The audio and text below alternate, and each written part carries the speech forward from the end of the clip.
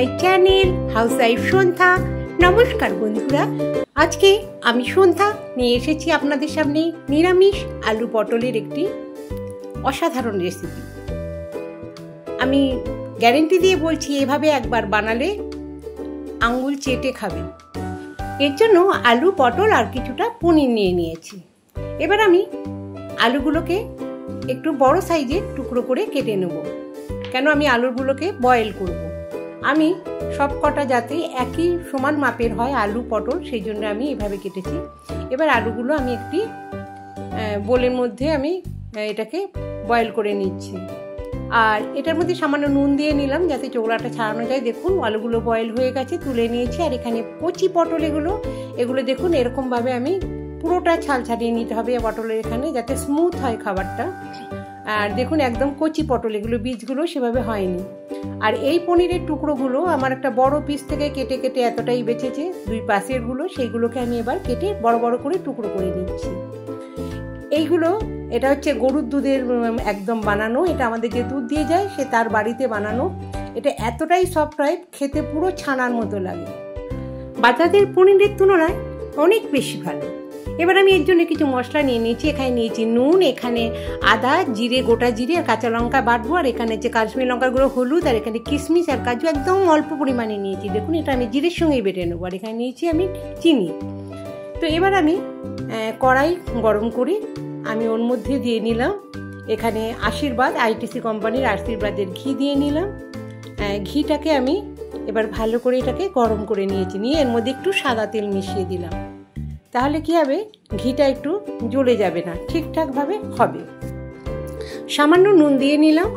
এবার এর মধ্যে আমি টুকরো করে রাখা পনিরগুলোকে ভেজে নেব। আর এই নুনটা দিলে তলায় পনিরগুলো লেগে যাবে না। আর এই পনিরগুলো যেহেতু একদম পিওর, একটু লেগে যাওয়ার সম্ভাবনা থাকে, একটু নরম টাইপের হয়। তো পনিরগুলোকে আমি এভাবে ভেজে নিচ্ছি। এখানে একই মাপের হবে না, কারণ আমি প্রথমে বলেছি পনিরগুলো আমার অনেকটা বড় পনির থাকে, প্রায় 700-800 বা কোনো সময় 1 কেজি দিয়ে যায়।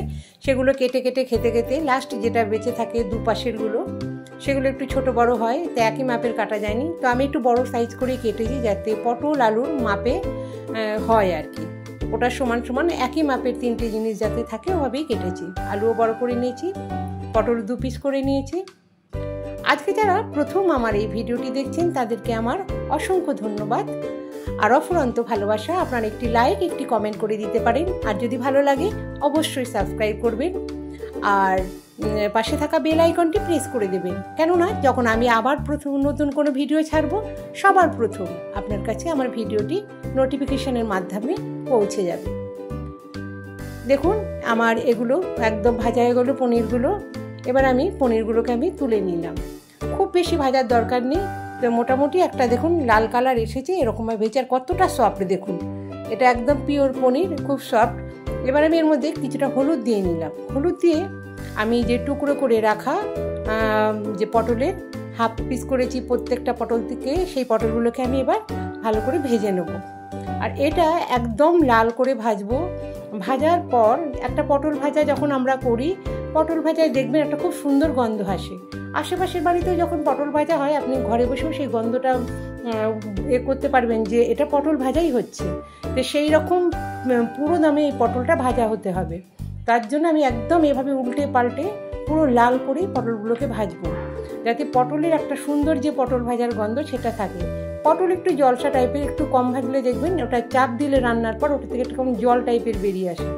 আর এইভাবে যদি আপনি সম্পূর্ণ পটলটাকে ভেজে নিন সেটা আর হবে না, খেতেও খুব টেস্ট হবে, একদম সফট টাইপের। দেখুন পটলগুলোকে আমি একদম লাল করে ভেজে তুলে নিলাম।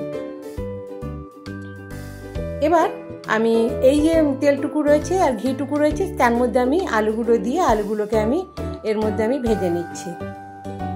যা আছে ঠিক আছে, এইটুকু তেলেই আমি এটাকে উল্টে পাল্টে একটু লো ফ্লেমে এটাকে আমি ভেজে নিচ্ছি, যাতে আলুর টুকরোগুলো কাঁচা ভাবটা না থাকে, যে বয়েল করে নিয়েছিলাম। এটা 70% মতন বয়েল করা রয়েছে। আর একটু আমি যখন অল্প জল দেবো তার মধ্যে এটা সম্পূর্ণ বয়েল হয়ে যাবে। এবার আমি এখানে আদা, কাঁচা লঙ্কা, জিরে আর এখানে 3-4টে যে আমি কাজু পিস নিয়েছিলাম আর একটু কিশমিশ, সেটাকে একবারে আমি এটাকে বেটে আমি এটা একটা ভালো মশলা তৈরি করে নেবো। এখানে আমি কিন্তু কোনো রকম অনেক মশলা দিয়ে এটা আমি করছি না, একদম সিম্পল মশলা। আর কাজু আর কিশমিশ দেওয়ার কারণটা হচ্ছে দেখুন মশলা তৈরি যাতে এর মধ্যে একটা ক্রিমি স্ট্রাকচার আসে। আর কিশমিশ দিলে নিরামিষ তরকারিটা একটা খুব সুন্দর একটা স্বাদ চলে আসে, একটা ক্রিম টাইপের ব্যাপার হয়ে যায়, ভিতরটায় বেশ ক্রিমি টাইপের হয়ে থাকে আর খেতেও খুব ভালো লাগে। এর মধ্যে আমি কোনো দুধ বা কিছু এসব তো দিচ্ছি না, তো সিম্পল এই মশলা দিয়ে রান্নাটা হবে আর হেলথের পক্ষেও খুব ভালো। দেখুন এখানে একদম কম তেল দিয়ে আমি এটাকে ভাজছি, যে কোনো রকম বেশি, যেহেতু ওগুলোকে তেল দিয়ে ভাজা রয়েছে তো এই তেলটা যেহেতু এখানে লেগে লেগে যাচ্ছে, এখানে আমি কিছুটা জল দিয়ে দেবো। জল দিয়ে মশলাটাকে এরপর আমি কষিয়ে নেব। এবার যখন আমি জলটা দিলাম, যে একটু আমি তেল দিয়েছি, তেলটা দেখবেন শেষে বেরিয়ে আসবে। জলের মধ্যে আমি এবার একে একে গুঁড়ো মশলা, যেটা হলুদ গুঁড়ো একটু দিলাম আর এখানে দিয়ে দিলাম কাশ্মীরি লঙ্কার গুঁড়ো, সেগুলোকে আমি একদম এর সঙ্গে খুব ভালো করে মিক্সড করে একদম এটাকে কষিয়ে নেব। এটা একটু একদম লো ফ্লেমে একটু করলে খুবই ভালো হয়, নাহলে লো টু মিডিয়াম ফ্লেমের মধ্যেই করবেন, এটা হাই ফ্লেমে করার কোনো প্রয়োজন নেই।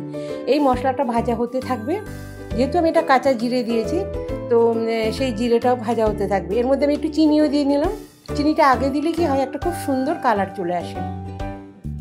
আর খুব বেশি কাশ্মীরি লঙ্কার গুঁড়ো দিতে যাবেন না, তাহলে এটা খুব একটা লাল লাল টাইপের হয়ে যাবে, ভালো লাগবে না। ঠিক সামান্য পরিমাণে, যেহেতু এটা কাঁচা লঙ্কা দিয়ে করছি, এটা একটা খুব হেলদিভাবে এটা একটা বানানো এই খাবারটা, তো আপনাদের খুবই ভালো লাগবে। দেখুন একদম তুলে এটার মধ্যে তেল বেরিয়ে এসেছে। এবার এটাকে আমি খুব ভালো করে কষিয়ে নিয়েছি, এটাকে আমি আরও একটু কষিয়ে নেব একদম, যাতে এর মধ্যে খুব সুন্দর একটা গন্ধ তো বেরিয়ে এসেছি, তার মধ্যে যেন কোনো রকম কাঁচা ভাবটা না থাকে, যেন আরও আমি একদম শুকিয়ে নেবো এগুলোকে। এতে খুব টেস্ট হয় খাবারটা, মশলা কষানোর উপর নির্ভর করে। আগে তো আমাদের বাটা মশলা দিয়েই হতো সব সময় রান্না, গুঁড়ো মশলা তো পরে প্রচলন হয়েছে।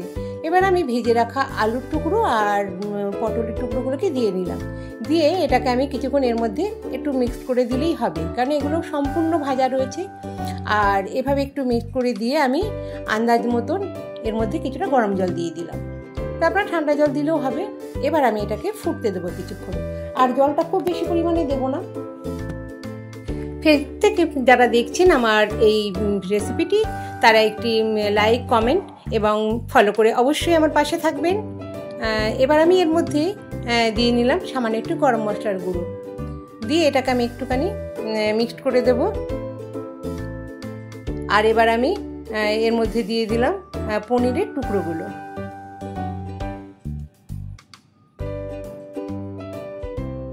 এগুলো একটু বসিয়ে দিচ্ছি, কেননা এগুলো একদম নরম, একদম সফট টাইপের, এগুলো তুল করছে, ছানার যেরকম হয় সেরকমই পনিরটা একদম। এটা খুব বেশি ভাজার দরকার নেই বা কিছু এর মধ্যে খুব বেশি সিদ্ধ করারও দরকার নেই, এইরকমই একদম লো ফ্লেমে এটাকে একটু ঢাকা দিয়েও রাখতে পারেন। আমি এটা একদম খুলেই বানিয়েছি, আর একটু ঝোলটা শুকিয়ে গেলে আমি এটাকে নামিয়ে নেব।